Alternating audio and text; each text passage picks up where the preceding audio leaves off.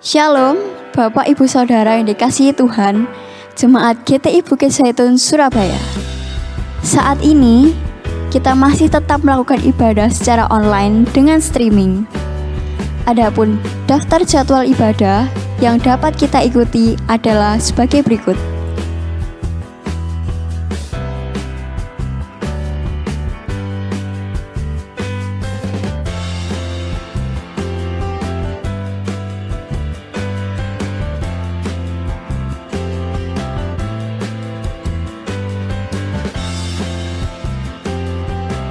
Kelompok kecil atau PS tetap diadakan secara online dengan menggunakan aplikasi Zoom, Google Meet, dan aplikasi lain.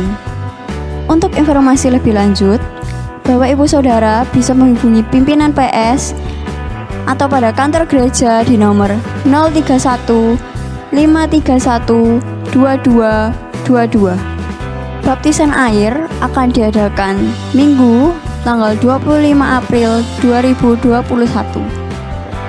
Pengarahan Selasa 20 April jam 17.00. Cara pendaftaran dengan mengisi formulir yang akan dikirim atau bisa diminta pada PPS atau pembimbing masing-masing. Minggu pagi tanggal 18 April 2021, ibadah dilakukan secara online dan offline, dimulai pukul 6.30. Bagi saudara yang ikut secara offline, diberi batas umur 15 sampai 65 tahun. Silahkan mendaftar terlebih dahulu melalui link yang akan dibagikan PS masing-masing. Bapak Ibu Saudara yang rindu memberikan persembahan atau perpuluhan dapat memberikan melalui kode QR yang tertera di layar berikut, atau melalui transfer ke rekening Bank BCA nomor 509 041 0999 atas nama GTI Jemaat Bukit Zaitun Surabaya. Untuk memutus mata rantai penyebaran virus COVID-19, kami menghimbau Bapak Ibu Saudara agar selalu mengikuti protokol kesehatan dengan menerapkan 5M, yaitu menggunakan masker, mencuci tangan, menjaga jarak, mengurangi mobilitas, dan menghindari kerumunan.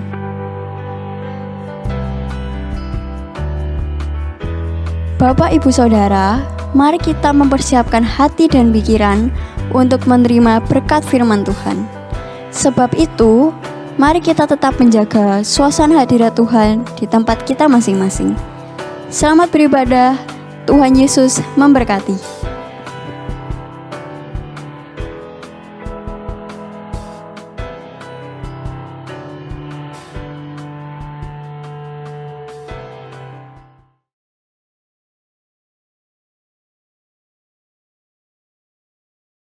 Shalom, saudara-saudara yang dikasihi oleh Tuhan Yesus Kristus.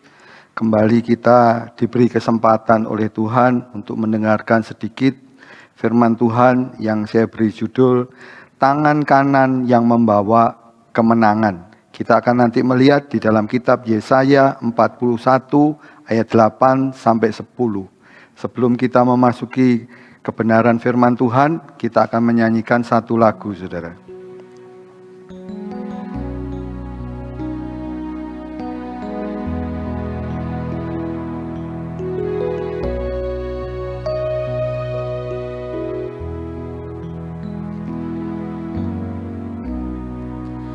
Ajarku berserah, kuasai mataku, bahwa kau besar, menggenggami hidupku.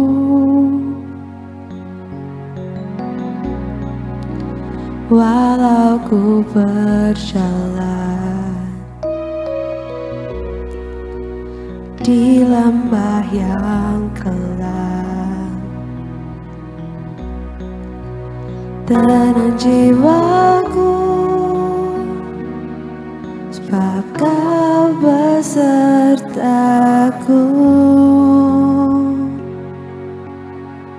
Selama ku hidup hidup.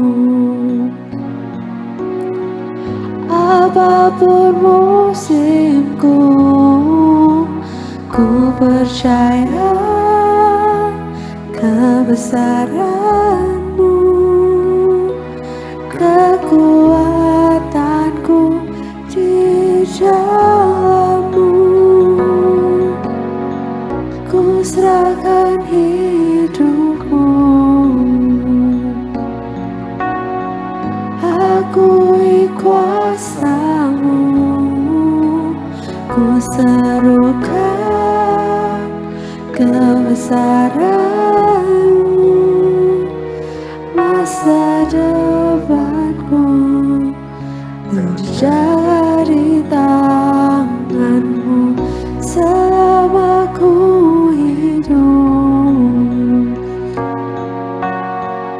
Apapun musimku, ku percaya kebesaran-Mu, kekuatanku di dalam-Mu.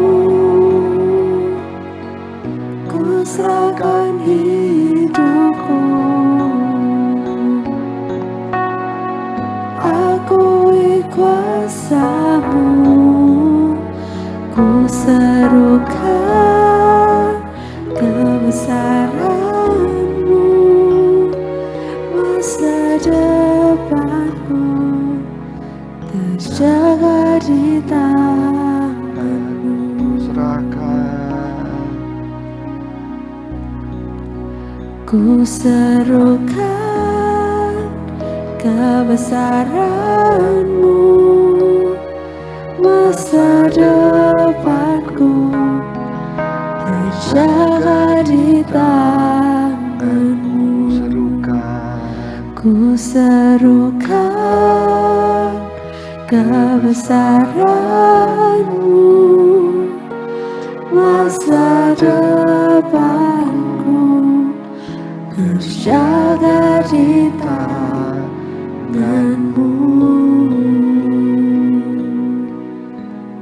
Puji Tuhan, kita akan membaca di dalam kitab Yesaya pasal yang ke-41 ayat yang ke-8 sampai ayat yang ke-10.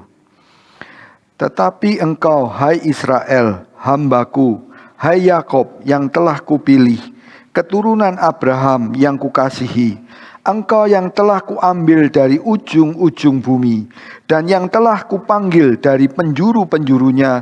Aku berkata kepadamu, engkau hamba-Ku, aku telah memilih engkau dan tidak menolak engkau. Janganlah takut, sebab aku menyertai engkau. Janganlah bimbang, sebab aku ini Allahmu.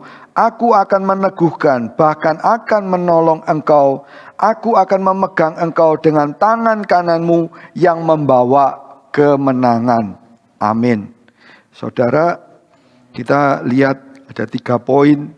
Saya membagi per ayat yang tertulis di dalam Yesaya 41 ayat 8 sampai ayat yang ke-10. Kita lihat poin yang pertama, yaitu hai Israel, hamba-Ku, Yakob yang dipilih, dan keturunan Abraham yang Kukasihi. Siapa yang disebut dengan Israel, saudara? Alkitab memberikan penjelasan yang sangat luar biasa.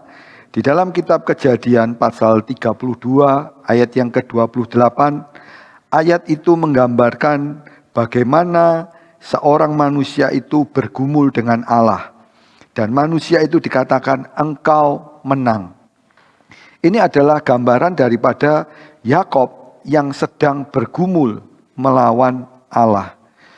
Kalau kita melihat hal ini adalah satu usaha. Kalau kita membaca secara lengkap di dalam Kejadian pasal yang ke-32, bagaimana Yakob itu pada saat itu dia harus berhadapan dengan Esau yang dengan penuh kebencian, tetapi di sini Yakob dia sempat bertemu dengan Tuhan. Dia melihat bagaimana mujizat Tuhan luar biasa, bagaimana malaikat dari sorga itu turun dan dia bisa melihat. Tetapi yang lebih daripada itu, Yakob di sini dia juga bergumul dan dia mengalami, dikatakan, dan engkau menang. Kata Israel di sini berawal daripada nama Yakob. Yakob dikatakan menjadi Israel juga diceritakan atau ditulis di dalam kitab Kejadian pasal 35 ayat yang ke-10. Dikatakan, namamu Yakob, dari sekarang namamu bukan lagi Yakob melainkan Israel. Itulah yang akan menjadi namamu. Maka Allah menamai dia Israel. Jadi kata Israel ini berasal dari Yakob. Kemudian Allah dengan jelas memberikan penjelasan bahwa Yakob tidak lagi dinamakan Yakob, tapi dinamakan Israel. Kata Israel ini kita perlu tahu, dia mengandung banyak arti. Ada yang mengatakan bahwa ini adalah pergumulan. Kalau kita mengacu di dalam Kejadian 32 ayat yang ke-28 tadi. Dan arti daripada kata Israel ini juga mengandung arti yang lain, saudara. Israel, dia berkata kepada anak-anaknya. Karena Israel ini juga, dia seorang ayah. Di dalam Kejadian 37 ayat yang ke-13, dikatakan Israel berkata kepada Yusuf. Kita harus tahu bahwa Yakob sudah diubah namanya menjadi Israel. Ketika kita berbicara tentang Israel, kita tidak melihat Israel itu secara jasmani, tetapi kita melihat Israel itu secara rohani. Nanti kita akan lihat berikutnya. Israel di sini dia berpesan atau berkata kepada Yusuf bahwa supaya Yusuf ini menghampiri daripada saudara-saudaranya. Yakob sebagai bapak, Yusuf sebagai anak yang dikasihi, dia memiliki otoritas dari Tuhan. Yakob ini mengatakan kepada Yusuf supaya Yusuf ini datang kepada saudara-saudaranya. Di poin yang ketiga, Israel ini juga dikatakan sebagai keluarga daripada Yakob. Kenapa? Tadi kita lihat bahwa Israel menyuruh Yusuf, kemudian Israel juga dia memberikan atau menyampaikan kepada Yusuf, kamu pergi kepada mereka. Kata mereka ini bukan sendirian, saudara. Nah, kalau kita lihat secara sistematis, Yakob memiliki 4 istri, yaitu Leah, Silpa, Rahel, dan Bilha. Kenapa kita melihat hal ini? Karena ini ada kaitannya dengan Israel. Dalam Kejadian 35 ayat yang ke-10 tadi dengan jelas dikatakan bahwa Israel ini dikatakan sebagai sebuah keluarga.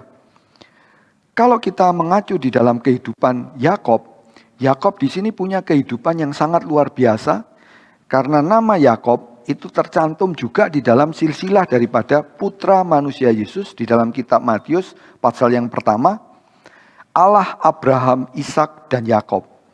Kata Yakob di sini penting karena apa? Di situ terjadi perubahan dari nama Yakob berubah menjadi Israel. Tetapi Yakob sendiri ketika dia memiliki keluarga, keluarga itu juga dikatakan Israel. Kita baca lebih lanjut di dalam kitab Kejadian pasal 47 ayat 27 sampai 28. Kejadian 47 ayat 27 sampai 28.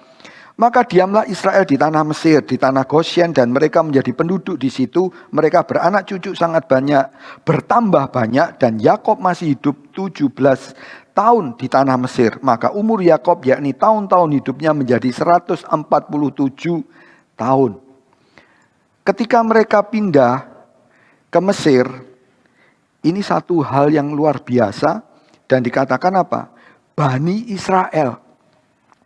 Orang-orang Israel itu memiliki satu tempat yang khusus di sana, di Goshen. Dan apa yang terjadi? Tuhan memelihara kehidupan bangsa Israel ini dengan luar biasa. Dibedakan dengan orang-orang Mesir. Keluarga daripada Yakob ini memang Tuhan mengatur menjadi sesuatu yang luar biasa. Banyak orang mengatakan Tuhan itu mengasihi orang-orang Israel. Iya. Sebenarnya Tuhan juga mengasihi seluruh bangsa. Tuhan tidak pernah membedakan orang dalam Rom pasal 2 ayat yang ke-11. Tapi dalam keluarga Yakob ini ada kaitannya dengan dikatakan dalam Yesaya 41 ayat yang ke-8 itu tentang Israel.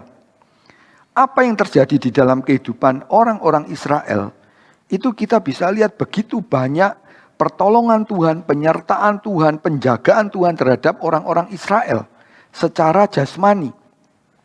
Apa yang terjadi di dalam kehidupan orang-orang Israel ini diawali dari Yakob. Karena Yakob di situ adalah sebagai Israel. Berikutnya, Bani Israel yang tinggal di Mesir diceritakan dalam Keluaran 1 ayat 1 sampai 4. Kemudian saya menambahkan satu ayat lagi dalam Kejadian 49 ayat yang kedua. Di situ lengkap 12 nama daripada Bani Israel itu tertulis di sana. Mengapa kita perlu tahu tentang Israel ini? Israel ini bukan hanya kita lihat secara jasmani. Kita mengerti Israel merdeka 14 Mei 1948 secara jasmani. Tetapi umat Tuhan itu juga dikatakan sebagai umat Israel. Kenapa saya berulang kali mengembalikan ke kata Israel dan Yakob? Karena kita mengerti bahwa Israel ini adalah bukan secara jasmani, tetapi Israel secara rohani. Poin yang kedua yaitu tentang Yakob. Dikatakan Yakob di sini dia dipilih, saudara. Yakob yang kupilih. Ketika Tuhan memilih Yakob, itu bukan sesuatu yang biasa. Tapi Tuhan sudah menubuatkan hal itu sejak Esau dan Yakob itu ada di dalam kandungan. Diceritakan dengan lengkap di dalam Kejadian pasal 29 ayat 23 sampai 25. Bagaimana pergumulan daripada Esau dan Yakob, juga Tuhan sudah menubuatkan bahwa yang bungsu itu akan menjadi tuan daripada yang sulung. Belum kelihatan, tapi Tuhan sudah bisa mengatakan seperti itu. Kenapa? Tuhan sudah tahu apa yang terjadi. Apa yang terjadi di kemudian hari, Tuhan mengatakan dia adalah yang akan menjadi tuan daripada yang sulung. Kenapa Esau ini dipilih oleh Tuhan? Padahal kalau dilihat secara kelahiran, secara hurufiah atau lahiriah, Yakob ketika lahir, dia keluar dalam keadaan memegang tumit daripada Esau. Tapi Tuhan mengerti bahwa itu memang harus digenapi. Kenapa si Yakob ini bisa dinubuatkan seperti itu? Padahal kedua anak ini dikatakan mereka itu adalah anak yang kembar. Walaupun mempunyai fisik yang berbeda. Si Esau ini dikatakan berbulu, ya. Kalau Yakob itu tidak berbulu. Kita mengerti kenapa itu terjadi. Ya, itu semua dengan izin Tuhan. Dan apa yang terjadi di dalam kehidupan anak kembar ini memang berbeda, saudara. Nasib daripada Esau itu lebih buruk daripada nasib daripada Yakob. Tentu pertanyaannya kenapa? Apakah Tuhan lebih mengasihi si Yakob daripada si Esau? Jawabannya iya. Apakah Tuhan pilih kasih? Tidak. Apa yang dikerjakan oleh Tuhan itu dengan kemahatauan Tuhan dan keadilan Tuhan, sehingga Yakob dikatakan Yakob ini kupilih.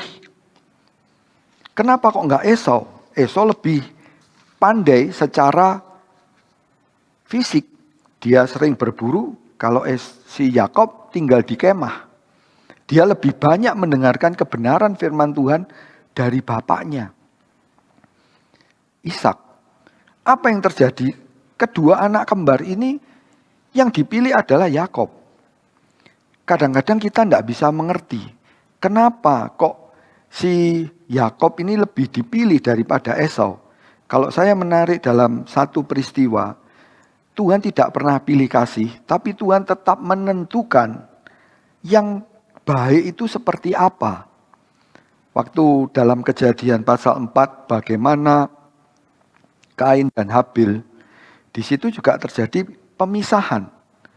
Dua orang anak laki-laki daripada Adam dan Hawa ini Yang satu persembahannya diterima, punyanya Habil, punyanya Kain nggak diterima. Kenapa itu terjadi? Tuhan mengetahui persembahan yang diberikan itu yang memperkenankan Tuhan adalah milik daripada Habil.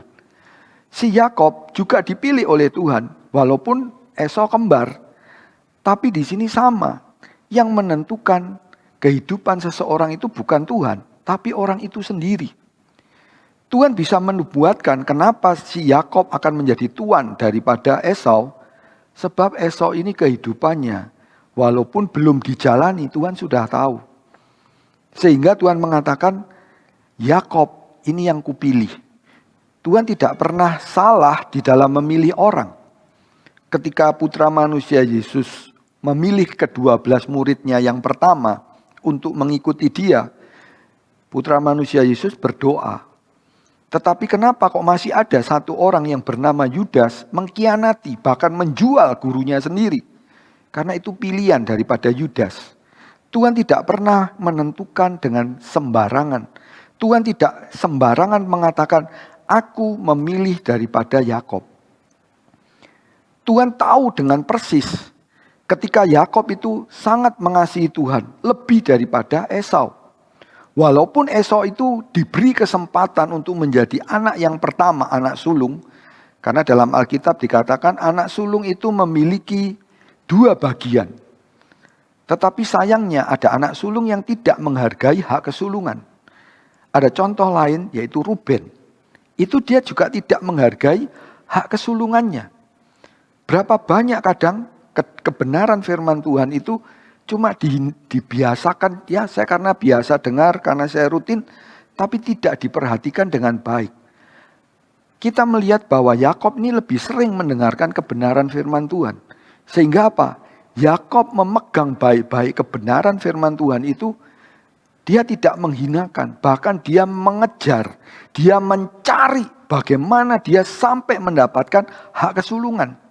Dan rupanya Esau tidak memperhatikan atau menghinakan hak kesulungan itu. Kita baca di dalam kitab Kejadian pasal yang ke-25 ayat yang ke-32 sampai ayat yang ke-34.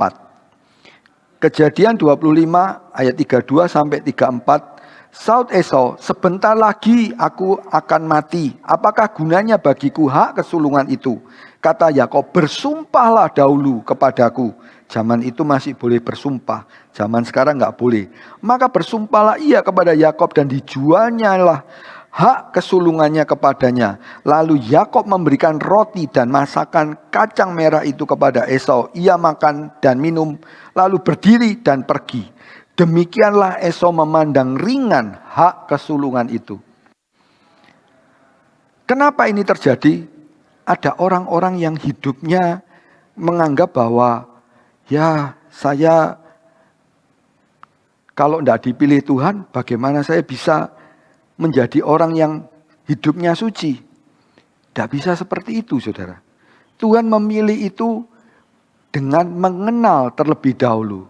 Kita lihat di dalam Rom pasal 8 KJI, Allah itu mengenal lebih dahulu, sebab itu menentukan terdahulu.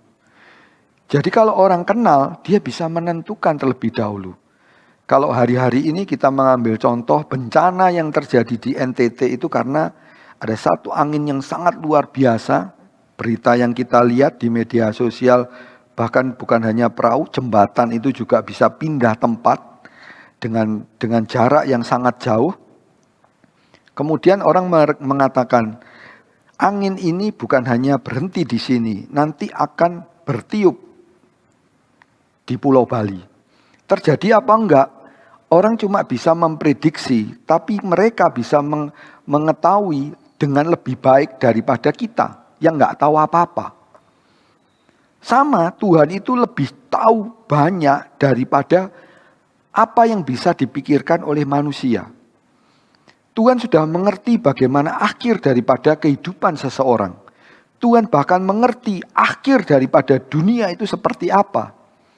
Tuhan mendefinisikan dengan sangat detail karena dia tahu. Tuhan tahu apa yang akan terjadi. Tuhan mengerti dengan pasti lebih daripada orang yang cuma mengandalkan kemampuan, kepandaian daripada manusia. Saudara, kalau kita lihat hal ini, kehidupan Esau itu buruk karena dia itu meremehkan. Firman dalam terjemahan lama, saya kutip dalam terjemahan lama, barang siapa yang benci, kalau dalam terjemahan baru, meremehkan akan firman, ia itu kelak akan binasa. Tetapi orang yang takut akan hukum itu, ia itu kelak menjadi pahala. Kebenaran firman Tuhan itu harus dihargai. Kadang ketika mendengarkan firman Tuhan, nggak tahu, begitu selesai ditanya apa yang tadi dikhotbahkan, hanya satu bagian saja yang dimengerti atau yang diingat. Ketika minggu depan sudah mulai kurang, saudara. Minggu berikutnya ditanya, 2 minggu lalu khotbahnya apa? Waduh, banyak yang saya pikirkan, saya lupa. Secara manusia memang betul, kita nggak mungkin bisa mengingat semua itu dengan detail satu persatu. Tapi kalau kita bisa menghargai kebenaran firman Tuhan, paling tidak ada ayat-ayat firman Tuhan yang bisa kita dapatkan. Dan itu menjadi satu kekuatan buat kita pada saat hari-hari akhir, di mana kita akan berhadapan dengan begitu banyak masalah yang tidak bisa diselesaikan oleh kemampuan kita atau kemampuan seorang manusia dengan kesulitan yang begitu banyak. Padahal firman Tuhan ini menjadi satu kekuatan. Jadi ketika dengar firman, jangan diremehkan. Kalau di pengumuman dikatakan, kita lagi ibadah, kita bukan nonton ibadah. Tujuannya apa? Kita punya konsentrasi, kita punya perhatian yang baik ketika kita mendengarkan ibadah. Baik itu dalam puji-pujian, baik dalam penyembahan. Supaya ketika dengar kebenaran firman itu, jangan dilewatkan begitu saja seperti Esau. Apa yang terjadi di dalam kehidupan Yakob ini menjadi contoh buat kita. Ketika dengar firman Tuhan itu dengan apa? Sungguh-sungguh. Dengar firman Tuhan itu dengan perhatian yang baik. Bukan mendengarkan firman Tuhan seperti Esau. Sehingga Esau bisa berkata, buat apa? Saya punya hak sulung, sebentar lagi saya mati. Apa yang dikatakan oleh Esau, itu mungkin menjadi kebenaran buat dia. Sebab dia sering berburu. Dia berpikir, saya akan mati. Buat apa kesulungan? Yang penting saya senang sekarang. Jangan cuma cari kesenangan di dalam kita mengiring Tuhan. Karena kita mengerti bahwa ketika kita mengiring Tuhan bukan hanya cuma bahagia, tapi ada penderitaan karena salib Kristus. Di dalam Filipi pasal 1 ayat 29 dikatakan, penderitaan itu menjadi sepasang. Bukan hanya kita percaya kepada Tuhan Yesus, tapi kita juga harus bisa menderita karena Kristus. Sebab itu kebenaran firman Tuhan, jangan dilewatkan begitu saja. Kebenaran firman Tuhan itu harus ditangkap dengan baik, dan kebenaran firman Tuhan itu mendapatkan tempat di dalam hati, di tanah yang subur. Di dalam kitab Ibrani pasal 3 ayat 15 dikatakan, jika mendengar firman hari ini, kamu jangan mengeraskan hatimu.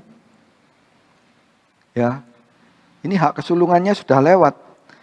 Esau pasti pernah dengar. Kamu jangan sampai kehilangan hak kesulungan. Oh, buat apa? Ketika dengar, dilewatkan begitu saja. Ini akibatnya, saudara. Si Esau itu menangis. Dikatakan dalam Ibrani pasal yang ke-12 ayat 17 ini. Karena dia dengar firman Tuhan, tapi keras hati. Kemudian apa? Akibatnya dia menangis. Menangisnya dia tidak bisa mengambil lagi hak kesulungan itu. Karena dia sudah menjualnya kepada Yakob. Walaupun dia berkata, saya ditipu oleh Yakob. Kalau dia ditipu, ya mungkin orang bisa mengatakan, wah karena Yakob memberikan iming-iming yang luar biasa. Padahal cuma roti dan kacang merah. Itu pun dengan kesepakatan daripada Esau untuk memberikan hak kesulungannya. Kamu harus menjual hak kesulunganmu. Oh, enggak masalah. Ambil aja hak kesulungan itu. Kenapa itu terjadi? Karena si Esau ini enggak mau dengar. Dia dapat kebenaran firman Tuhan, enggak dijaga dengan baik. Akibatnya apa? Menangis, saudara. Ketika dia menangis, dalam Ibrani 12 ayat yang ke-17 dikatakan, sebab kamu tahu bahwa kemudian ketika ia hendak menerima berkat itu, ia ditolak. Ketika menjual hak kesulungan mau. Ketika mau dapat berkat mau, tapi ditolak, saudara. Sebab ia tidak beroleh kesempatan untuk memperbaiki kesalahan. Sekalipun ia mencari dengan mencucurkan air mata. Ketika satu orang bertindak, berpikir, itu harus dengan baik. Si Esau di sini bertindak dengan pikirannya sendiri, dengan kehendaknya sendiri, dengan kemauannya sendiri. Hak kesulungannya tidak apa-apa, diambil aja. Akibatnya apa? Dia menangis. Tapi Tuhan itu luar biasa. Luar biasanya apa? Tuhan masih memberikan Esau dalam tanda petik pemeliharaan yang begitu luar biasa, walaupun tidak sebaik daripada Yakob. Sebab itu, jangan mengeraskan hati ketika dengar firman Tuhan. Orang yang mendengarkan kebenaran firman Tuhan dan menaruh di dalam hatinya, di tanah yang subur, di dalam kitab Matius dikatakan dia akan berbuah 160 dan 30 kali ganda. Kata dengar firman Tuhan, hanya orang-orang yang punya telinga, kata Amsal, yang bisa dengar kebenaran firman Tuhan. Kalau orang itu tidak suka kebenaran firman Tuhan, dia tidak bisa dengar kebenaran firman Tuhan itu. Mungkin secara audible dia bisa dengar, sebab tidak tuli. Tapi mata hatinya tidak untuk kebenaran firman Tuhan. Sebab itu kalau kita mendengarkan kebenaran atau kita membaca firman Tuhan, itu harus diperhatikan dengan baik, saudara. Banyak orang ketika dengar firman Tuhan kurang memperhatikan. Justru letak di mana orang-orang beriman itu memperhatikan kebenaran firman Tuhan, Tuhan itu memberikan janji, saudara. Seperti Yakob, ketika dia dipilih, dia mendapatkan janji kebenaran firman Tuhan itu dengan baik. Juga buat setiap orang-orang beriman yang percaya dengan sungguh-sungguh, dia tidak akan turun. Dengar firman Tuhan dan memperhatikan dengan baik, Tuhan itu akan menepati apa yang sudah dijanjikan. Kita baca dalam Ulangan 28 ayat yang ke-13. Tuhan akan mengangkat engkau menjadi kepala dan bukan menjadi ekor. Engkau akan tetap naik, bukan turun. Apabila engkau mendengarkan perintah Tuhan Allahmu yang kusampaikan pada hari ini, kau lakukan dengan setia. Kadang orang dengar firman Tuhan tapi tidak dilakukan. Ada yang dengar firman Tuhan dilewatkan begitu saja atau dilakukan tidak dengan setia. Yang namanya setia itu dari awal sampai akhir.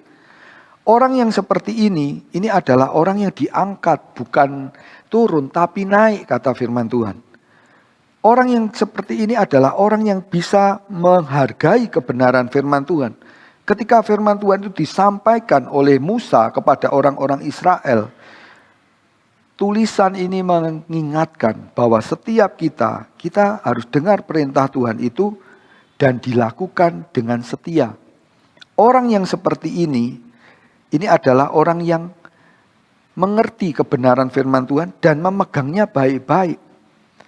Kehidupan yang seperti ini dia tidak akan mengalami kerusakan seperti Esau. Kenapa? Firman Tuhan itu menjadi dasar.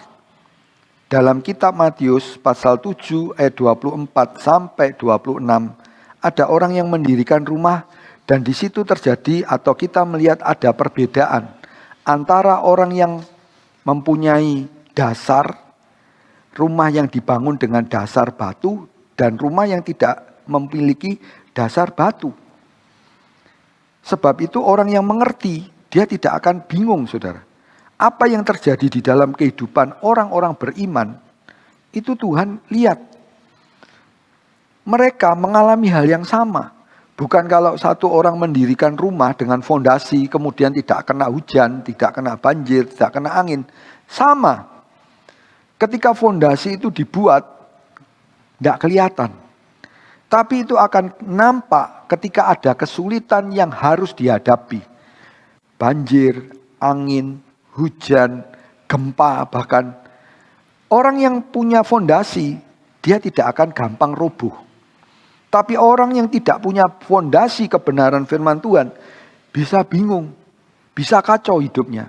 Tapi Israel di sini, Yakub yang dipilih ini berdasarkan kemahatauan daripada Tuhan. Dan dia memang dipilih oleh Tuhan. Dikuatkan lagi dengan Galati 1 ayat yang ke-15. Tuhan memilih aku itu sejak dalam kandungan ibuku. Tuhan mengerti, saudara. Kadang kalau satu orang ditanya atau kita melihat satu foto beberapa waktu yang lalu atau beberapa waktu yang lalu ada foto yang ditunjukkan, kemudian kamu tahu siapa foto ini? Kemudian orang mengatakan, ini loh foto daripada Bapak Presiden kita. Dengan keadaan yang sederhana, tidak ada yang tahu, saudara. Kadang ada orang yang mengatakan, ini nggak mungkin bisa seperti ini, nggak ada yang tahu. Satu presiden di Amerika, sekarang Joe Biden itu, kalau dilihat dari riwayat kesehatannya, dia kesehatannya pernah mengalami sakit yang berat, saudara. Dan hari-hari ini katanya menurut berita, dia mengalami sakit yang berat. Siapa yang menyangka kalau dia bisa melewati hari-hari yang sulit buat dia. Dan akhirnya dia bisa menjadi seorang presiden. Kita nggak pernah tahu, tapi Tuhan mengatakan sejak dalam kandungan. Dan pemilihan Tuhan itu luar biasa.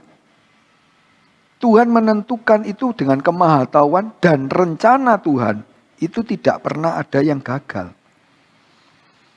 Tuhan tidak inginkan kehidupan anak-anaknya porak-poranda. Tuhan inginkan kehidupan setiap anak-anaknya bisa dipilih seperti Yakub, seperti Israel. Yang begitu penuh hal yang indah-indah. Mungkin kita sekarang sudah melihat bagaimana Israel itu secara lahiriah. Lalu apa hubungannya dengan kita? Kita adalah Israel secara rohani. Supaya kita mengerti hal itu, kita baca satu ayat, Rom 11 ayat 24. Sebab jika kamu telah dipotong sebagai cabang dari pohon zaitun liar, dan bertentangan dengan keadaanmu itu, kamu telah dicangkokkan pada pohon zaitun sejati. Terlebih lagi mereka ini yang menurut asal mereka akan dicangkokkan pada pohon zaitun mereka sendiri. Ayat 25. Sebab saudara-saudara, supaya kamu jangan menganggap dirimu pandai, aku mau agar kamu mengetahui rahasia ini.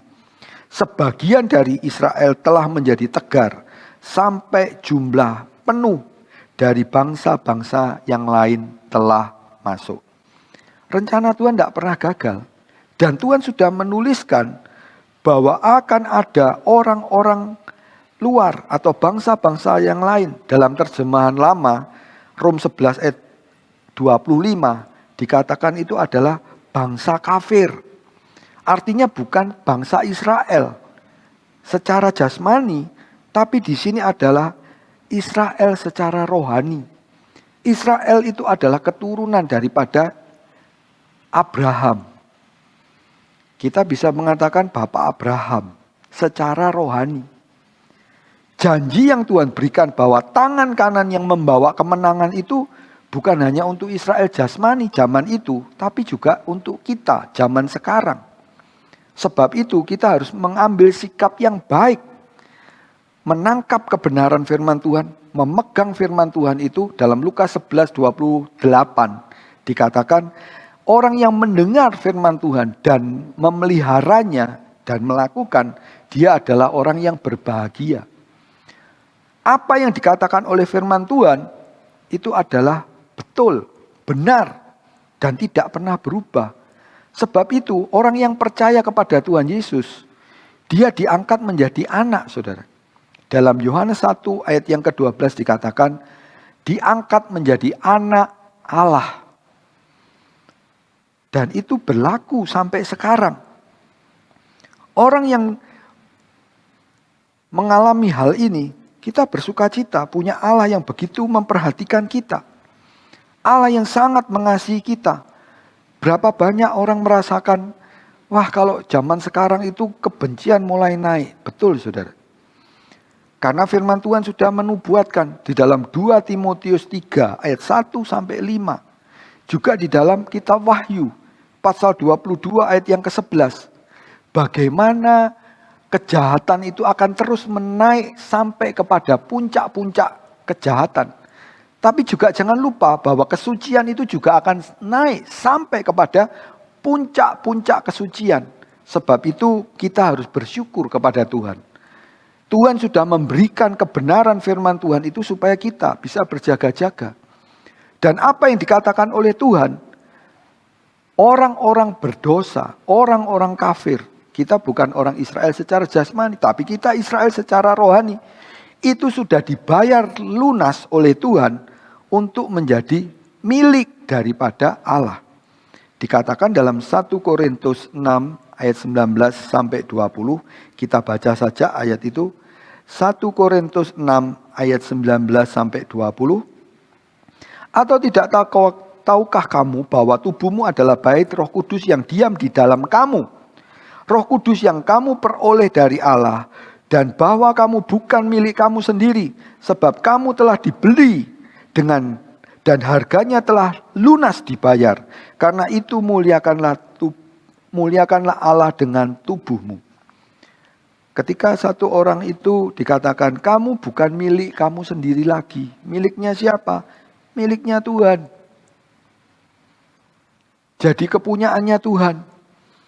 Apa yang Tuhan katakan ini adalah bagaimana kehidupan kita yang dulu jadi hamba dosa, jadi hamba iblis dalam Yohanes 8 ayat yang ke-34. Tetapi itu dibayar semua hutang dosa itu oleh anak domba Allah di atas kayu salib. Dengan harga lunas, dengan darah yang mahal. Kita ditebus. Bukan dengan emas, bukan dengan perak, tapi dengan darah yang mahal. Kematian daripada Tuhan Yesus ini yang menggantikan seluruh hidup kita. Ketika kita dibayar lunas, maka kita menjadi milik daripada Kristus. Kalau kita menjadi milik daripada Kristus, maka kita juga berhak untuk mendapatkan janji firman Tuhan itu secara keseluruhan. Kita baca dalam kitab Galati. Galati pasal yang ketiga ayat yang ke-26. Galati 3 ayat ke-29. Galati 3 ayat 29. Dan jikalau kamu adalah milik Kristus, maka kamu juga adalah keturunan Abraham dan berhak menerima janji Allah. Luar biasa. Kita diberi oleh Tuhan untuk bisa mendapatkan janji daripada Allah karena kita sebagai orang-orang yang percaya kepada Tuhan Yesus dan dianggap seperti anak-anak Allah. Bahkan kita bisa berkata, saya ini anaknya Allah. Karena hidup kita sudah dibayar lunas oleh Tuhan dengan mati di atas kayu salib, dengan darah yang mahal. Bagian yang ketiga yaitu Abraham itu kukasihi. Ketika kita mendengar hal ini, kita tahu Allah itu mengasihi lebih dahulu. Orang yang mengasihi Allah, dia akan dikenal oleh Allah. Abraham itu mengasihi Allah. Sebab itu Tuhan mengatakan Abraham yang kukasihi. Berapa banyak kasih kita kepada Allah. Sebegitu besar, bahkan lebih lagi kasih Allah kepada kita. Sebelum kita ditebus, Tuhan sudah mengasihi kita lebih dulu. Sehingga apa? Dikatakan Abraham ini kukasihi. Bahkan di dalam kitab Yakobus pasal 2 ayat 23 dikatakan Abraham itu adalah sahabat Allah. Sahabat itu adalah orang yang sangat dekat. Dalam Amsal 18 dikatakan ada seorang sahabat yang lebih karib daripada saudara. Apa yang dilakukan oleh Tuhan Yesus memposisikan Israel, memposisikan Yakub sebagai orang yang dipilih dan keturunan dari Pak Abraham yang dikasihi. Ini yang membuat kita, saudara, bisa bersuka cita dengan segala janji firman Tuhan. Kita lihat poin yang kedua, yaitu kuambil dari ujung bumi, engkau hambaku, memilih engkau dan tidak kutolak. Tuhan itu mampu melakukan segala perkara.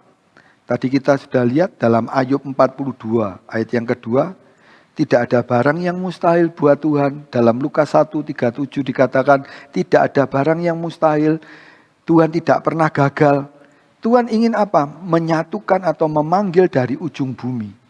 Saya teringat satu ayat di dalam kitab Injil, bagaimana seekor induk ayam itu dia menaungi anak-anaknya ketika terjadi hal-hal yang buruk. Begitu juga Tuhan. Dia ingin supaya apa? Kita itu datang kepada Tuhan. Dikumpulkan mereka dari keempat penjuru bumi. Apakah ini hal yang mudah? Tentu kita mengerti, ini bukan hal yang mudah. Tapi Tuhan sanggup, saudara. Tuhan kepingin supaya hal itu bisa dikerjakan di dalam kehidupan anak-anak Tuhan. Tuhan memanggil, kemudian dari ujung bumi diambil. Tujuannya apa? Mereka itu dipersatukan. Ada satu persekutuan yang luar biasa. Kita baca dalam Yesaya pasal yang ke-11. Yesaya 11 ayat yang ke-12 dikatakan, Ia akan menaikkan suatu panji-panji bagi bangsa-bangsa. Akan mengumpulkan orang-orang Israel yang terbuang. Kalau orang sudah terbuang itu ada istilah yang ya nggak enak didengar, saudara. Tapi itu istilah yang lazim didengar, sampah masyarakat, saudara. Tapi Tuhan mengatakan, aku akan mengumpulkan orang-orang Israel yang terbuang. Dan akan menghimpunkan orang-orang Yehuda yang terserak dari keempat penjuru bumi. Apa Tuhan nganggur? Apa Tuhan gak punya kerjaan? Tuhan melakukan ini bukan karena Tuhan gak punya pekerjaan. Tapi karena Tuhan mengasihi saudara. Tuhan mengasihi kita. Sebagai anak-anak Allah. Sehingga apa? Dalam keempat penjuru ini, Dia inginkan supaya ada satu hal yang indah di dalam kehidupan anak-anak Tuhan. Ketika orang Israel tidak sempat beribadah dalam tanda petik pada zaman perbudakan di Mesir, Tuhan kepingin ada satu perubahan. Dan Dia panggil si Musa, Musa, kamu hadap kepada Firaun. Si Musa berkata, waduh Tuhan, jangan saya, cari orang lain saja. Kenapa mesti saya Tuhan? Tapi Tuhan berkata, enggak. Dalam Keluaran pasal 4 dikatakan kamu harus pergi. Ya udah, akhirnya Musa didampingi oleh Harun, dia menghadap kepada Firaun. Apa enggak bisa ibadah di Mesir? Bisa. Tapi mereka mungkin tidak bisa bersama-sama. Tuhan inginkan kebersamaan, ada fellowship yang indah di antara orang-orang beriman, dikumpulkan menjadi satu tempat yang bagus dalam yang rukun. Dan firman Tuhan mengatakan, kalau ada orang-orang yang datang bersama-sama dalam kerukunan, Mazmur 131 ayat 1 dan 2, berkat itu turun, saudara. Banyak orang ketika datang ke gereja masih ragu-ragu, masih bertanya-tanya, gimana ya saya datang ke gereja? Kita melihat hari-hari ini untuk datang ke gereja kita harus memenuhi protokol kesehatan. Puji Tuhan, kalau minggu kemarin di gereja Bukit Zaitun sudah diadakan offline dan online, saudara. Yang offline datang kira-kira 200 orang, tentu dengan protokol kesehatan yang akan dilakukan lagi ya di hari-hari yang ke depan. Apa yang terjadi? Di situ kita ada orang-orang yang mengatakan, loh saya usianya, karena waktu itu sementara dibatasi cuma 60 tahun paling tinggi, saudara. Nanti ke depan akan ditambahi 65 tahun. Ada di gereja lain yang sempat dihubungi oleh Bapak Gembala. Oh, saya nggak dibatasin umur. Ada satu bapak, ada satu ibu ketika saya datang ke rumahnya. Sudah senior, saudara. Usianya juga sekitar 76-78 tahun. Dia berkata, saya kepingin ibadah. Waduh, kalau menurut progres nggak bisa. Tapi coba ditanyakan ya, oh saya sehat, saya sudah divaksin. Oke, tunggu dulu. Untuk datang ibadah saja harus seperti itu hari-hari ini. Tapi kalau Tuhan menghendaki kita berkumpul untuk memuji Tuhan, untuk meninggikan Tuhan, Tuhan itu punya rencana yang luar biasa. Kalau dari segala penjuru kota bisa datang berkumpul memuji Tuhan, mendengarkan kebenaran firman Tuhan, itu adalah anugerah Tuhan yang luar biasa. Dan Tuhan mengatakan, datanglah mereka itu. Supaya apa? Mereka bisa menjadi satu kesatuan dan mereka bisa hidup menjadi orang-orang yang mendapatkan berkat-berkat rohani dari Tuhan. Loh, apa nggak bisa dengan streaming? Boleh. Kalau memang itu harus dilakukan, maka kita juga harus melakukan sesuai dengan protokol kesehatan. Kalau orang itu datang kepada Tuhan bersama-sama dengan saudara yang lain, ada satu persekutuan yang indah, saudara. Kita bisa menikmati persekutuan itu karena apa? Di atas pujian umat Israel, Tuhan itu hadir. Kadang kalau nyanyi sendiri di rumah, ya dengan keluarga oke. Tapi kalau dengan saudara seiman yang lain, kita bisa lebih bersuka cita. Berapa banyak orang mengatakan, saya kepingin datang. Oke. Sekarang kita diberi kesempatan untuk bisa datang, saudara. Tentu dengan daftar lebih dahulu. Tentu kita juga harus menjaga kesehatan kita dengan baik. Jangan sampai kita kondisinya kurang bagus secara jasmani. Kalaupun memang enggak, jangan kecil hati. Kesempatan yang Tuhan berikan itu Tuhan sudah atur dengan baik. Banyak hal di dalam dunia ini ketika kita enggak tahu, kita enggak bisa berbuat banyak, saudara. Tapi ketika kita tahu sesuatu, maka bisa melakukan sedikit lebih banyak lagi.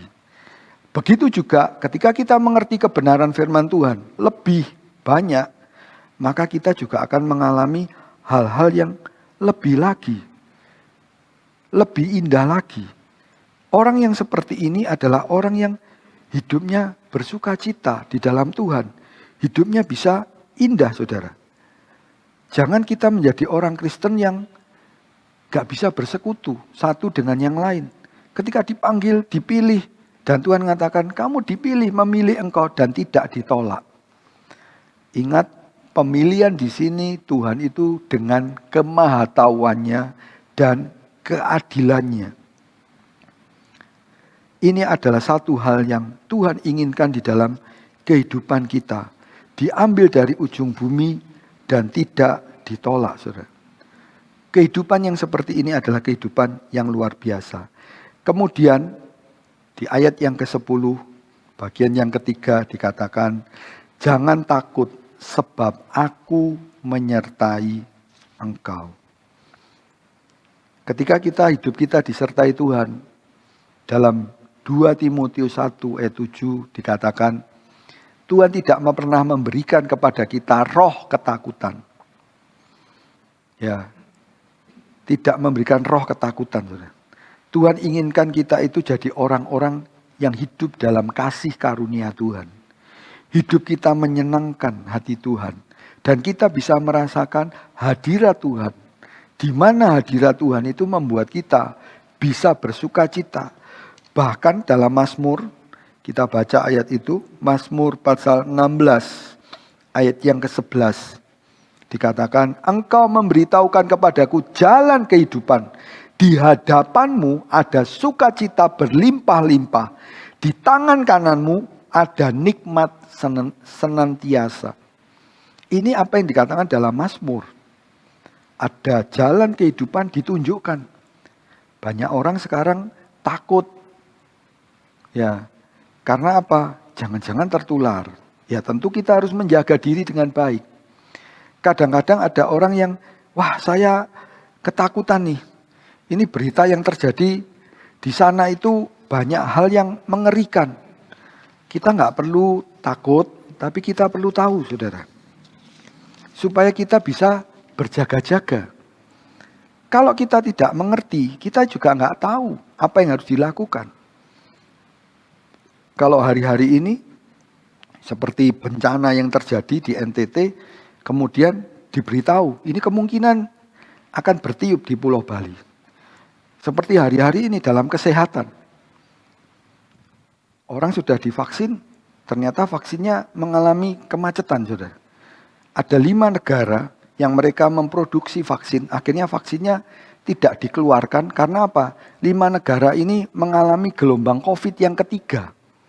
Sehingga untuk mensuplai negaranya sendiri, dia tidak ekspor. Ada 100 juta vaksin yang dibutuhkan di negara kita. Ini satu hal yang kita nggak bisa ngerti apa-apa. Tapi kalau kita mengerti, kita bisa bertindak dengan lebih baik. Ada hal-hal yang kita perlu mengerti. Mungkin kalau dengar berita, jangan gampang-gampang timbul jengkel, saudara. Kalau dengar berita, tangkap saja. Kalau memang ini berita yang nggak perlu, buang aja, sudah. Jangan mengotori, ya memenuhi memori HP kita. Juga lebih-lebih, jangan mengotori hati kita. Apalagi pikiran kita. Semua yang nggak cocok, dibuang aja, sudah. Jangan sampai kita menjadi orang-orang yang karena dengar berita, jadi takut, sudah. Ada banyak hal yang bisa membuat orang takut. Kadang ada orang yang mengatakan, wah saya belum divaksin. Ya, kita nggak, kalau memang belum dapat, ya sudah, bersyukurlah. Mungkin saudara bisa berkata, oh ya karena Bapak sudah divaksin, makanya gampang untuk ngomong bersyukur. Kedua anak saya belum divaksin, saudara. Tapi saya berkata apa? Sudah, yang menjaga itu adalah Tuhan. Kalau toh divaksin pun, kemarin ada satu virus COVID yang katanya ditemukan di Jepang. Ini virus yang juga sangat menular dan katanya mematikan, saudara. Nah, kalau kita melihat seperti itu, apa yang bisa kita lakukan? Apa kita takut? Dengan kita takut, maka kita bisa lebih baik. Enggak. Justru ketika kita takut, Amsal 24 ayat 10, kekuatanmu jadi kecil. Katanya, saya bukan seorang dokter, katanya, saudara. Kalau orang itu hatinya, suasana hatinya nggak bagus, imunnya juga turun. Ada orang-orang yang karena takut, dia nggak bisa tidur. Ketakutan ini bisa muncul karena ada banyak hal. Alkitab mengatakan karena dosa.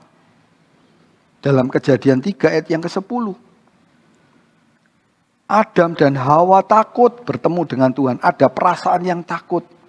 Kadang ada orang yang mencuri. Karena ada juga orang yang berbuat zina. Dia takut, saudara. Dalam kitab Yohanes, bagaimana seorang perempuan Samaria ini ketika ketemu dengan Tuhan Yesus, dia ambil air itu ya siang hari. Dia takut bertemu dengan masyarakat. Dia tahu bahwa apa yang dilakukan itu buruk.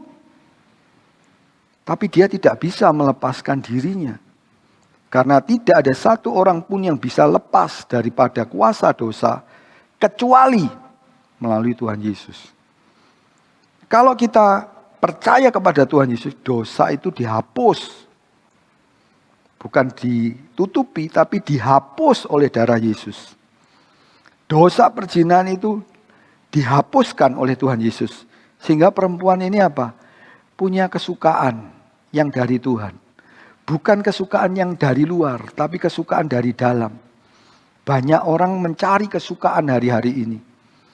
Kadang dengan apa yang bisa dia beli. Mungkin mulai dari mobil, ada yang beli pesawat terbang, ya ada yang beli rumah, ada yang beli sound system dan sebagainya. Segala hal yang bisa dibeli, saudara. Tujuannya apa? Untuk mencari senang. Tapi kalau ada dosa di dalam kehidupan orang itu, dia tidak akan pernah bahagia. Seperti orang kaya itu apakah bahagia? Tidak. Dia punya banyak duit, punya banyak uang. Dalam Lukas 12, juga seperti Salomo. Salomo sangat kaya. Pengkhotbah mengatakan semuanya dia bisa beli, saudara. Mungkin kalau zaman sekarang seperti Salomo itu ya orang-orang yang lebih daripada orang kaya di dunia. Dia bisa beli segalanya. Kadang kalau dengar atau lihat berita gitu, saudara. Wow, ini bikin satu bangunan dengan spek atau dengan custom seperti ini dan seterusnya. Belum puas bikin rumah, bikin mobil. Belum puas lagi bikin mobil, ya bikin pesawat, saudara. Belum puas lagi bikin kapal. Itu adalah keinginan daripada manusia yang tidak pernah puas dengan sukacita di dunia ini. Berapa waktu yang lalu ada satu penerbangan di Amerika sedang mempersiapkan untuk membuat pariwisata, saudara. Ya, bukan hanya di benua lain, tapi pariwisata ini akan dilakukan di luar angkasa. Mereka sudah mulai bosan. Tapi apakah itu bisa menghapuskan segala hal atau memuaskan orang itu sampai merasa, wah saya sukacita. Pasti nanti ada timbul yang dinamakan kebosanan. Kalau kita mengerti, kita tidak akan cuma cari perkara-perkara seperti itu. Kalau orang itu hidup di dalam kesucian, itu hidup yang berbahagia, saudara. Orang yang tinggal di dalam Tuhan, itu menikmati hadirat Tuhan. Orang yang tinggal di dalam hadirat Tuhan, dia bisa menikmati hadirat Tuhan itu seperti dia berada di dalam kerajaan sorga. Kitab Injil berkata, kalau kamu berkata, ya firman itu, kebenaran itu, kerajaan sorga itu ada di antaramu. Kehidupan kita sebagai orang-orang beriman, kita nggak perlu takut. Sebab Tuhan mengatakan, jangan takut. Aku menyertai engkau. Kalau Tuhan menyertai, itu lebih daripada segalanya. Satu orang anak ketika dia dikawal oleh bapaknya, orang lain akan melihat, wah dikawal bapaknya. Bapaknya mungkin panglima, mungkin kepala kepolisian dan sebagainya. Itu hal yang luar biasa. Tapi kalau dikawal atau disertai oleh Tuhan, artinya apa? Tuhan tidak meninggalkan kehidupan dia. Tuhan menjagai kehidupan dia itu begitu luar biasanya. Orang yang seperti ini, Tuhan katakan, jangan takut, ada Tuhan. Kadang seorang anak, dia lari ke toko, kemudian dia menuju ke satu stand makanan atau minuman. Dia nggak takut, saudara. Dia merasa apa? Saya ambil makanan apapun, nanti ayah dan ibu saya yang akan membayar semuanya. Kalau Tuhan menyertai kita, tentu kita harus hidup dengan betul. Dalam ibadah kita juga harus hidupnya betul di dalam Tuhan. Seperti yang dikatakan dalam kitab Pengkhotbah, ketika datang untuk ibadah, kita tidak boleh datang dengan apa? Ya, dengan seenaknya. Kita harus apa? Menjaga langkah kita. Coba kita baca, atau mari kita baca dalam Pengkhotbah pasal 5, ya, ayat yang Pengkhotbah pasal 5 ayat yang pertama dikatakan, ingat-ingatlah, ini dalam terjemahan lama, saudara. Ingat-ingatlah olehmu akan kakimu apabila engkau masuk ke dalam bait ulah. Karena sedia akan menurut itu baik daripada segala korban yang dipersembahkan oleh orang bodoh. Karena sesungguhnya dibuatnya jahat dengan tiada diketahuinya sendiri. Kalau dalam terjemahan baru dikatakan, kita harus memperhatikan, jagalah langkahmu kalau engkau berjalan ke rumah Allah. Tuhan menyuruh apa? Kita menjaga langkah kita ketika kita masuk di dalam rumah Tuhan. Nggak boleh sembarangan. Ikut Tuhan itu dalam keadaan suci. Kalau orang hidupnya suci, ikut Tuhan dalam keadaan suci, tentu Tuhan juga akan menolong kehidupannya. Seperti Abraham, seperti Yakob, seperti Ishak. Kehidupan daripada orang-orang Kristen, dia harusnya lepas daripada ketakutan. Ada satu contoh di dalam Alkitab, ada orang yang ketakutan karena apa? Dia nggak punya keturunan, saudara. Siapa orang itu? Kita baca di dalam kitab Kejadian. Kitab Kejadian pasal 15 ayat yang pertama dikatakan, Kejadian 15 ayat pertama, kemudian datanglah firman Tuhan kepada Abram. Dalam suatu penglihatan, janganlah takut Abram. Akulah perisaimu, upahmu akan sangat besar. Abram menjawab, ya Tuhan Allah, apakah yang akan engkau berikan kepadaku? Karena aku akan meninggal dengan tidak mempunyai anak. Dan yang akan mewarisi rumahku ialah Eliezer, orang Damsyik itu. Lagi kata Abram, engkau tidak memberikan kepadaku keturunan, sehingga seorang hambaku nanti menjadi ahli warisku. Ayat yang keempat, tetapi datanglah firman Tuhan kepadanya, demikian, orang ini tidak akan menjadi ahli warismu, melainkan anak kandungmu, dialah yang akan menjadi ahli warismu. Gak bisa punya anak, gak bisa punya keturunan. Tapi Tuhan berjanji bahwa tahun depan kamu akan memiliki seorang anak laki-laki. Secara medis gak mungkin Tuhan. Tapi kalau Tuhan sudah berbicara, Tuhan itu bisa mengerjakan segala hal. Ayub 42 ayat yang kedua, tidak ada rencana Tuhan yang gagal. Sebab Tuhan sudah berjanji, kalau ini tadi kita baca Kejadian 15, di dalam Kejadian pasal 12, ayat 2 dan 3, Tuhan berjanji kepada Abraham, keturunanmu akan banyak seperti bintang di langit dan pasir di lautan. Saya nggak punya anak, mana bisa? Di ayat yang ke-15 dia ngomong, nggak mungkin. Saya aja loh nggak punya anak, nanti apa yang saya punyai semua diambil oleh Eliezer, orang Damsyik itu. Tapi Allah berkata, tidak, kamu akan tetap mempunyai anak. Ini kesulitan yang besar, saudara. Tapi Tuhan mengatakan, tidak, kamu akan tetap punya anak. Kita nggak perlu takut. Kadang orang cuma berpikir, loh ternyata memang nggak punya anak. Mana janjinya Tuhan? Kalau saya tidak, kalau saya akan diberi anak. Cara Tuhan bekerja antara satu anak Tuhan dengan anak Tuhan yang lain itu berbeda. Saudara. Tapi kita harus percaya bahwa apapun yang Tuhan kerjakan di dalam kehidupan kita sebagai anak-anak yang dikasihi Tuhan, itu adalah kasih yang luar biasa. Kehidupan yang luar biasa. Kita nggak perlu takut. Tapi kita percaya Tuhan bisa mengerjakan dengan sangat baik. Apalagi seperti nggak punya anak. Ada hal yang bisa membuat orang takut, berita. Seperti tadi saya berkata, ini ada COVID yang baru nih. Vaksinnya bisa-bisa itu nggak bisa menahan jenis penyakit yang baru ini atau virus yang baru ini. Orang Israel dalam 1 Samuel 17 ayat 1 Samuel 17 ayat yang ke-11, mereka juga dihantui ketakutan. Ketakutan yang sangat luar biasa itu terjadi karena apa? Teriakan daripada Goliat. Ayat firman Tuhan mengatakan bukan hanya takut, tapi sangat takut. Kita baca 1 Samuel 17 ayat 11. Ketika Saul dan segenap orang Israel mendengar perkataan orang Filistin itu, maka cemaslah hati mereka dan sangat ketakutan.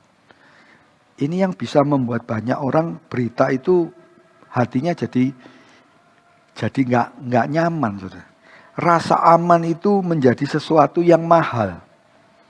Kadang kalau pergi ke satu tempat, wah bagaimana ini dengan kesehatannya? Bagaimana dengan sesuatu yang lain tentang keamanan? Itu berita yang bisa membuat orang jadi takut. Tapi kalau kita percaya kepada Tuhan, kita nggak perlu takut. Sebab apa yang terjadi di dalam kehidupan kita, semua sudah dikontrol oleh Tuhan.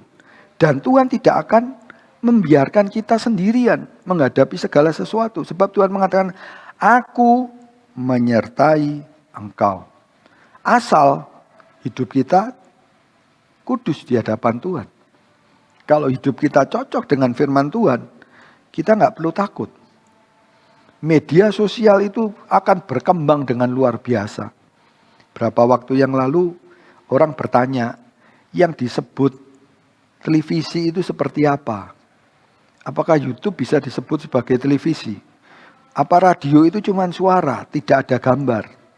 Untuk memberikan definisi seperti itu saja sulit, saudara. Sekarang radio bisa ada gambarnya. Ada lagi program-program yang lain. Kalau YouTube ada yang namanya podcast dan yang lain-lain. Untuk mendefinisikan itu nggak mudah. Ada banyak berita yang lalu lalang di sana. Setiap hari begitu banyak orang upload. Belum lagi dengan Instagram. Itu sudah menjadi satu berita yang bisa diikuti oleh semua orang dengan waktu yang instan, dengan penyebaran yang sangat cepat dan seterusnya. Kita jangan takut dengan perubahan itu. Ada banyak penyakit, tidak apa-apa. Keluaran 15 ayat 26 dikatakan, ada banyak hal penyakit itu yang bisa menyebabkan kematian. Bukan hanya COVID, bisa kecelakaan, bisa karena kesehatan dan sebagainya. Asal hidup kita itu baik dengan menjaga diri, kemudian hidup kita suci di hadapan Tuhan, Tuhan pasti akan menjagai. Penjaga Israel tidak pernah tidur. Penjaga Israel itu menjagai kita dengan sempurna. Banyak orang ketika berpikir, saya nggak dapat vaksin nih. Saya bertemu dengan 4 orang, saudara. Ketika ketemu dengan usia yang sudah 60 ke atas, saya bertanya, apa udah vaksin? Ya, dia berkata, saya belum vaksin. Ketika dia berkata belum vaksin, ya kebetulan Tuhan itu mempertemukan dengan 4 orang itu, mereka memiliki sakit autoimun. Dia berkata, saya nggak bisa divaksin. Oke, tidak masalah. Yang penting apa? Kita itu hidup di dalam Tuhan. Kemarin ada media sosial yang dikirimkan ke istri saya, satu orang tanya, bagaimana dengan berita ini atau cerita ini? Kita nggak perlu divaksin. Cukup dengan air, karena apa? Kalau didoakan air ini menjadi darah Yesus. Dan darah ini menjadi vaksin yang sangat luar biasa. Ya, kalau kita secara medis, kalau tidak Tuhan suruh, jangan dilakukan, saudara. Kita harus berani untuk apa? Melakukan apa yang Tuhan suruh itu dengan benar. Kemudian tentang apa? Nafkah. Ada orang yang takut karena apa? Nafkahnya enggak cukup. Padahal orang diberi berkat oleh Tuhan. Belum tentu orang yang diberi berkat itu bisa menikmati, saudara. Mungkin karena waktu saya cuma sebutkan ayatnya, atau saudara bisa lihat di catatan khotbah. Pengkhotbah 2 ayat 24. Pengkhotbah 3 ayat 13. Pengkhotbah 5 ayat 18. Orang itu bekerja, dia dapat upah, dan untuk bisa menikmati upahnya itu pun adalah pemberian Tuhan. Kalau kita mengerti dengan baik, kita nggak bingung, saudara. Perubahan yang terjadi hari-hari ini memang banyak. Kita nggak boleh cuma mengandalkan kepandaian kita. Ini belum pernah terjadi.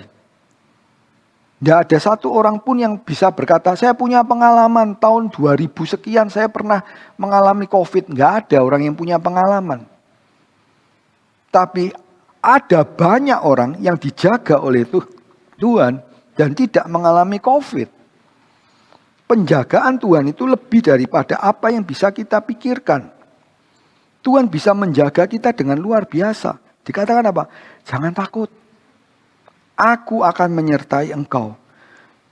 Orang yang seperti ini, dia tidak boleh takut. Pemazmur berkata di dalam Mazmur 27 ayat yang ketiga. Mazmur 27 ayat yang ketiga dikatakan, sekalipun tentara berkemah mengepung aku, tidak takut hatiku. Sekalipun timbul peperangan melawan aku, dalam hal itu pun aku tetap percaya. Apa yang Tuhan katakan, pemazmur yang alami ini, dia tidak takut, saudara. Orang-orang yang disertai Tuhan, Tuhan selalu mengatakan, aku menyertai engkau, jangan takut. Yakob ketika dia harus berhadapan dengan hari-hari yang sulit atau masalah yang sulit, dalam Kejadian 26, Ishak. Si Ishak ini diberitahu oleh Tuhan, jangan takut. Aku yang akan menyertai engkau. Aku yang akan memberkati engkau. Dan Tuhan melakukan itu dengan sungguh-sungguh, sehingga kehidupan daripada Ishak itu luar biasa. Dikatakan dalam Kejadian 26 ayat 24, Tuhan mengatakan kepada Ishak, jangan takut, aku akan menyertai. Poin berikutnya dikatakan apa? Jangan bimbang, sebab aku ini Allahmu. Orang yang bimbang dikatakan Yakobus 1 ayat 6-7, itu seperti orang yang berada seperti ombak di lautan. Dan ayat ke-7 dikatakan, jangan mengira orang yang seperti ini mendapatkan apa yang dijanjikan oleh Tuhan. Itu betul, saudara. Kadang ada orang itu ragu-ragu. Orang yang bimbang ini dia tidak dapat apa-apa dari Tuhan. Padahal kita sebagai orang yang percaya, kita itu punya juru selamat yang luar biasa. Allah yang hidup, Allah yang sanggup melakukan segala hal di dalam kehidupan setiap kita. Orang yang jatuh pun Tuhan bisa angkat, saudara. 2 hari yang lalu ada satu orang kirim WA juga. Ada satu bapak, dia dinyatakan koma, saudara, karena COVID. Kemudian orang ini yang ada di luar kota, dia kirim WA, dia katakan puji Tuhan. Dia yang tidak sadar, sekarang sudah menjadi sadar. Tuhan bisa melakukan mujizat itu sampai hari ini. Karena firman Tuhan mengatakan, aku dan Bapa masih bekerja sampai hari ini. Kalau orang itu punya Tuhan, dia tidak perlu takut, saudara. Mungkin ada banyak hal yang menyerang. Ulangan 28 ayat yang ke-7 mengatakan, mereka bersatu jalan untuk menyerang engkau. Ini bukan hanya manusia, bisa juga masalah. Tetapi bertuju jalan, mereka akan lari dari depanmu. Ulangan 28 ayat 7. Kita nggak perlu takut asal kita punya Tuhan. Dan hari-hari ini kita praktek. Kadang ada orang yang berkata, wah kamu takut nggak datang ibadah. Nggak perlu, saudara, berkata seperti itu. Kalau memang kita sejahtera datanglah ibadah. Kalau enggak, nggak perlu kita merasa tertuduh. Begitu juga ketika kita datang, kita nggak perlu mengatakan, wah dia nggak berani nih, kurang rohani, imannya kurang. Jangan. Biarlah setiap orang itu mengambil keputusan bagi dirinya sendiri. Sehingga orang yang datang dengan sukacita. Orang yang tidak datang, ya bisa dengan damai sejahtera. Karena tidak dinilai datang atau tidak, itu menunjukkan tingkat rohani seseorang. Jangan-jangan orang datang dengan maksud apa? Wah, saya tergolong orang yang berani datang. Tidak. Tuhan itu bukan melihat fisik kita. Tuhan melihat hati. Kata 1 Samuel 16 ayat yang ke-7. Kalau hati kita memang cinta kepada Tuhan, ya sudah, datanglah. Kalau memang merasa, saya nggak mau datang, ya nggak apa-apa. asal kita memang masuk dalam hadirat Tuhan. Baik ibadah secara online maupun ibadah secara offline. Yang penting kita jangan bimbang, saudara. Kita punya Tuhan yang luar biasa. Kita baca ayat itu dalam Yesaya 45. Yesaya 45 ayat yang ke-21. Beritahukanlah dan kemukakanlah alasanmu. Ya, biarlah mereka berunding bersama-sama. Siapakah yang mengabarkan hal ini dari zaman purba dan memberitahukannya dari sejak dahulu? Bukankah aku Tuhan? Tidak ada yang lain, tidak ada Allah selain daripadaku, Allah yang adil dan juru selamat. Tidak ada yang lain kecuali aku. Sebab itu kita nggak perlu bimbang. Tuhan itu juru selamat. Tuhan itu yang bisa membuat kita aman. Bahkan Tuhan memberikan kalimat terakhir di ayat itu, tidak ada yang lain kecuali aku. Nggak ada yang bisa meniru Tuhan. Cara kerja Tuhan itu begitu luar biasa. Poin yang C, aku akan meneguhkan bahkan menolong engkau. Kita lihat peneguhan daripada Tuhan itu sangat kuat. Satu contoh di dalam 1 Raja-Raja 9 ayat yang ke-5 terhadap Raja Salomo. Bagaimana Tuhan itu mengatakan pada waktu bertemu yang kedua kali Tuhan dengan Salomo, Tuhan mengatakan, aku akan menetapkan engkau. Artinya apa? Meneguhkan engkau. Jadi raja orang Israel. Dan itu turun-temurun.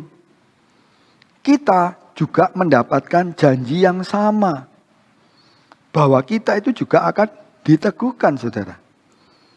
Tuhan juga meneguhkan kita. Bukan dalam menjadi seorang raja, tapi meneguhkan kita tidak bercacat celah di hadapan Tuhan. Kita baca ayat itu dalam 1 Korintus 1 ayat yang ke-8 dikatakan 1 Korintus 1 ayat 8, ia juga akan meneguhkan kamu sampai kepada kesudahannya sehingga kamu tak bercacat pada hari Tuhan kita Yesus Kristus. Tidak bercacat. Kita diteguhkan kenapa? 1 Yudas 1 ayat 24. Itu orang yang dijaga oleh Tuhan tidak sampai jatuh. Tidak sampai terselandung. Karena apa? Tuhan mampu. Dan Tuhan tidak membedakan orang. Dan apa yang dikatakan oleh Tuhan?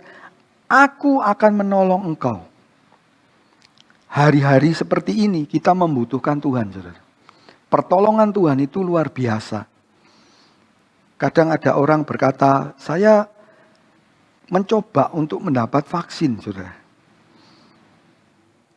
Ya, satu kesaksian di mana ketika saya mendapatkan vaksin, saya mengatakan apa? Itu karena Tuhan. Satu badan yang saya hubungi, ya badan tentang kerohaniawanan atau rohani. Ketika saya menghubunginya hari Sabtu malam. Saudara. Pada waktu Sabtu malam karena ada satu orang yang bertanya, bagaimana dengan vaksin di gereja kita? Kemudian saya ketika dapat WA itu, mulai saya bertanya, saudara. Saya kirim WA, kemudian dia menjawab, ya dari gereja yang di gereja Bapak hanya dapat satu vaksin. Kemudian hari Sabtu malam, kemudian saya bertanya, apa enggak bisa? Karena seorang hamba Tuhan itu biasanya mempunyai istri. Kemudian dia berkata, enggak bisa Pak. Oke. Lalu saya tetap ngotot, saudara. Ngototnya bukan marah-marah, enggak. Saya sampaikan ke istri saya, udah gini aja, kamu yang divaksin, saya yang enggak. Karena saya merasa saya betul-betul menjaga diri saya itu dengan baik. Tapi istri saya berkata, enggak. Saya di rumah, kamu yang ada di luar. Sebaiknya kamu aja yang divaksin. Singkat cerita, akhirnya malam itu enggak ada keputusan, saudara. Ya tetap dapat satu. Minggu pagi, saya ngomong ke istri saya, coba ke puskesmas yang terdekat. Dan saya pernah datang ke puskesmas yang terdekat dengan tempat tinggal saya. Hasilnya ya dia mengatakan, Bapak datang aja nanti pertengahan Maret. Itu jadwalnya Pak. Oke, saya cuma menjawab atau mengatakan memberikan penjelasan. Tuh, kalau di berita harusnya ini sudah waktunya. Tapi dia ngomong, enggak Pak, nanti pertengahan Maret. Kemudian ada satu teman lagi, teman daripada petugas itu, dia berkata, oh enggak Pak, bukan pertengahan Maret, akhir Maret Pak. Waduh, saya tambah, waduh kok akhir Maret. Terus gimana nanti? Sampai hari ini saya juga tidak pernah dihubungi. Saudara. Itu hari Sabtu. Hari Minggu pagi saya coba untuk menghubungi satu orang. Saya juga tidak pernah menghubungi orang itu sebelumnya. Lalu orang itu memberikan jawaban seperti ini di telepon. Pak, saya lagi pelayanan nih sekolah minggu. Oke, maaf. Kemudian selesai, saya jadi koordinator di tempat ini, saudara. Saya datang, setelah selesai kira-kira jam 12, waktu itu hari Minggu. Saya kembali ke rumah. Setelah sampai di rumah, saya kontak si bapak ini lagi. Dia berkata, Bapak mau dengar tentang apa yang terjadi. Oke, singkat cerita, dia ngomongnya seperti ini. Tidak bisa Pak. Lalu saya ngomong, Pak, besok hari Senin itu adalah hari yang terakhir. Dan dia memberikan jawaban, Bapak itu harusnya bersyukur Pak. Hari Sabtu itu, pagi sampai siang itu harusnya sudah ditutup. Lalu saya tetap ngomong, ya sudah, saya cuma mengatakan atau boleh dikatakan saya itu minta untuk mendapatkan satu vaksin. Si bapak ini mengatakan, tidak bisa. Ya saya nggak ngotot saudara, saya cuma ngomong, ya udah. Saya tidak merasa bahwa oke, kalau itu harus terjadi ya sudah. Singkat cerita, siang, sore, malam itu saya membuka WA. Kemudian di WA itu tertulis nama saya dan nama istri saya. Itu hari Minggu malam. Senin pagi saya berangkat. Kemudian ditanya lagi sama satu orang. Pak, suratnya mana? Saya cuma bawa nomor WA, bukti WA dengan nomor yang saya ingat baik-baik. Nomor sekian untuk saya menggantikan Bapak Gembala, karena Bapak Gembala sudah dapat dari Manula dan Idi, juga Ibu Gembala.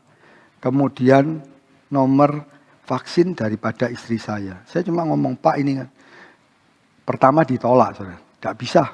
Kemarin sudah ribut dan seterusnya. Saya cuma ngomong, Pak, kan saya sudah menyebutkan nomor. Singkat cerita Tuhan itu tolong dengan luar biasa. Sudah dapatkan vaksin dan selesai, saudara. Kalau Tuhan menolong itu luar biasa. Berapa waktu yang lalu sama. Cuma dapat WA, istri saya dapat WA hari Selasa, kemudian kita bersama-sama ke satu tempat. Ada puluhan orang yang dapat vaksin. Sudah. Kadang orang cuma berkata, wah ya kebetulan, tidak masalah. Ketika kita melihat pertolongan Tuhan, itu Tuhan melihatnya atau mengerjakannya itu dengan sangat luar biasa.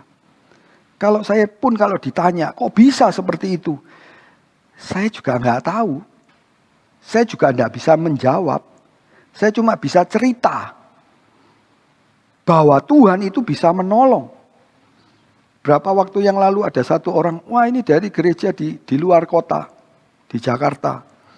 Wah ini pemain musiknya ininya sudah dapat vaksin. Saya ketika dengar itu cuma, ya bahasa Surabaya cuma, gimana kita sudah berusaha, kita nggak bisa. Ternyata Tuhan membuat satu terobosan, pertolongan Tuhan itu tidak pernah bisa dimengerti dengan akal. Semua bisa dapatkan vaksin dalam satu hari. Saudara. Bukan seluruh pelayan Tuhan, orang-orang yang memang bekerja atau melakukan kegiatan di gereja sehari-hari. Tuhan menolong itu bukan dengan cara yang sulit. Kalau Tuhan bekerja, gampang saudara. Saya cerita ini bukan untuk dibanggain atau tidak. Saya cuma melihat Tuhan kalau bekerja sangat simpel, sangat sederhana. Ada satu berita dikerjakan, selesai. Itu pekerjaan daripada Tuhan. yang tidak mungkin saya pun bisa mengerjakan. Saya tidak mengandalkan manusia karena terkutuk, tapi saya mengandalkan Tuhan.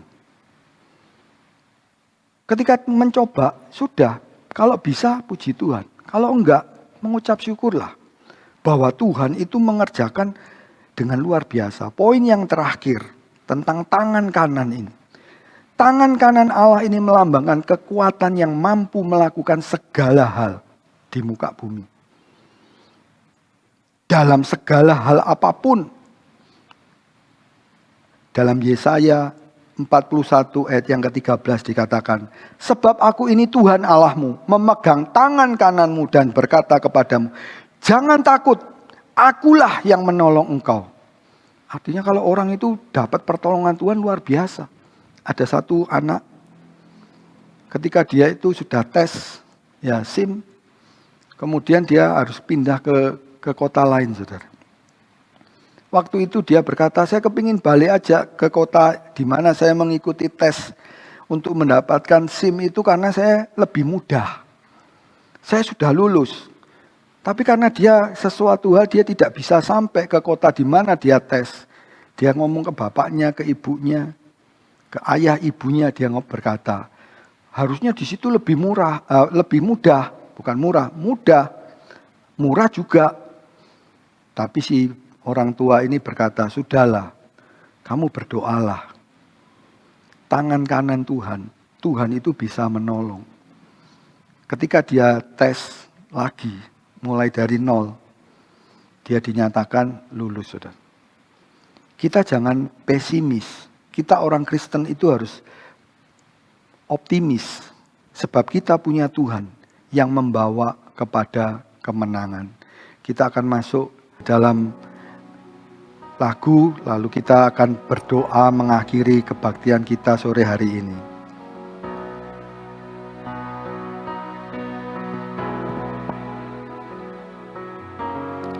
Selama ku hidup, apapun musimmu, ku percaya kebesaran-Mu, kekuatanku di dalam-Mu. Ku serahkan hidupku, akui kuasa-Mu, ku serukan kebesaran-Mu. Masa depanku terjaga di tangan-Mu. Ku serukan kebesaran-Mu. Masa depanku terjaga di tangan-Mu. Bapa di sorga, Tuhan, kami tetap percaya bahwa tangan kanan-Mu itu membawa kemenangan kami sebagai orang-orang Israel secara rohani, Tuhan. Kami tidak mau bimbang, kami tidak akan takut karena Engkau Allah yang menyertai kami. Engkau Allah yang menolong kami. Tuhan, Kau melihat setiap anak-anak-Mu yang mengalami kesulitan. Dan Engkau yang paling sanggup dan Engkau yang paling mengerti, Tuhan, apa yang harus mereka lakukan. Biarlah Tuhan menjadi pemimpin, membukakan jalan buat mereka-mereka yang mengalami kesulitan, Tuhan. Baik kesulitan apapun, dalam pekerjaan, dalam kesehatan, dalam keluarga, dalam kehidupan sehari-hari. Tuhan yang tolong satu persatu anak-Mu, Tuhan. Tuhan, Kau tahu, Tuhan, keadaan yang makin hari makin sulit. Tapi Engkau Bapa yang tahu setiap kebutuhan anak-anak-Mu, Tuhan. Yang akan mencukupi, yang akan menyediakan apapun yang kami perlukan. Dan kami percaya bahwa Tuhan selalu mengasihi kami buat orang-orang yang berharap dengan sungguh-sungguh kepada Engkau. Biarlah setiap kami yang sudah mendengar kebenaran firman-Mu di dalam Yesaya 41 ayat 8 sampai 10. Kami tidak lagi punya ketakutan. Kami tidak lagi bimbang. Kami tidak lagi Tuhan khawatir dengan apa yang terjadi hari-hari ini. Tetapi kami yakin tangan kanan Allah yang akan menyelesaikan buat setiap kami. Biarlah berkat daripada Allah Bapa, anugerah daripada Tuhan Yesus, persekutuan yang indah di dalam Roh Kudus, limpah dengan karunia, buah roh, pimpinan, penyertaan daripada Tuhan mulai saat ini sampai Tuhan datang kembali. Di dalam nama Tuhan Yesus kami alaskan doa kami. Amin.